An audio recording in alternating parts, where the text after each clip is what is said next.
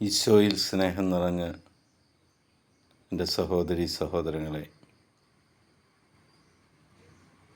ഇന്നത്തെ ദിവസം നിങ്ങൾക്ക് അനുഗ്രഹമായി മാറട്ടെ. കർത്താവിൻ്റെ കാരുണ്യം ഒരു ജനത്തിൻ്റെ മേലുണ്ടാകുമ്പോൾ അവർക്കെന്തെല്ലാം ലഭിക്കുമെന്ന് വിശുദ്ധ ഗ്രന്ഥത്തിലൂടെ കർത്താവ് നമ്മളോട് സംസാരിക്കുന്നു.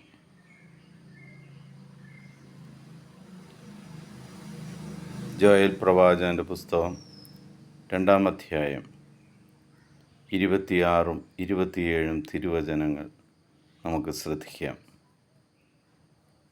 നിങ്ങൾ സമൃദ്ധമായി ഭക്ഷിച്ച് സംതൃപ്തിയടയും.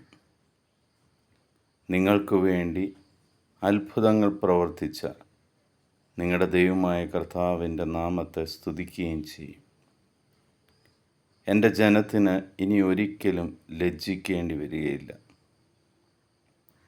ഞാൻ ഇസ്രായേലിൻ്റെ മധ്യേ ഉണ്ടെന്നും കർത്താവായ ഞാനാണ് നിങ്ങളുടെ ദൈവമെന്നും ഞാനല്ലാതെ മറ്റൊരു ദൈവം ഇല്ലെന്നും അപ്പോൾ നിങ്ങൾ അറിയും. ദൈവത്തിൻ്റെ കാരുണ്യം ഒരു മനുഷ്യനിലേക്ക്, ഒരു കുടുംബത്തിലേക്ക് കടന്നു വരുമ്പോൾ അവർക്ക് എല്ലാ കാര്യത്തിലും സമൃദ്ധി ഉണ്ടാവും. ദൈവത്തിൻ്റെ വാഗ്ദാനമാണ്.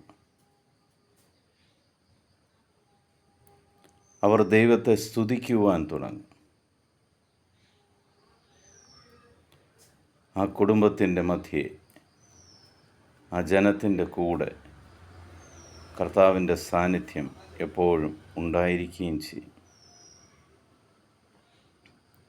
ആ ജനത്തിന് ആരുടെയും മുന്നിൽ ലജ്ജിക്കേണ്ടതായിട്ട് വരില്ല.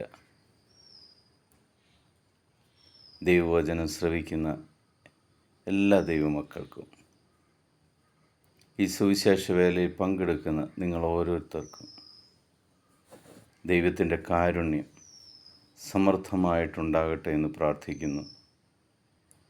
ഇന്നത്തെ ദിവസം നിങ്ങളുടെ എല്ലാ പ്രവൃത്തികളിലും ദൈവാനുഗ്രഹം നിറയട്ടെ എന്ന് പ്രാർത്ഥിക്കുന്നു.